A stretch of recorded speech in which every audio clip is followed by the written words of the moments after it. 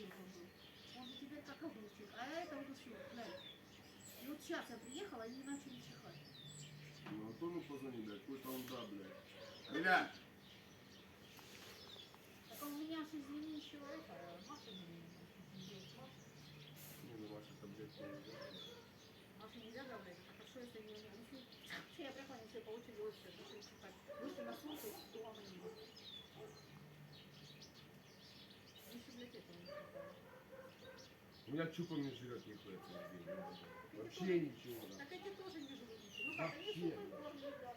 Мясо, сука, не жрать нахуй. Это, блядь, говорю, пополам съел, это здесь вообще не вкусно. Я их запихивал и маленькие кусочки, выплевывают, блядь, и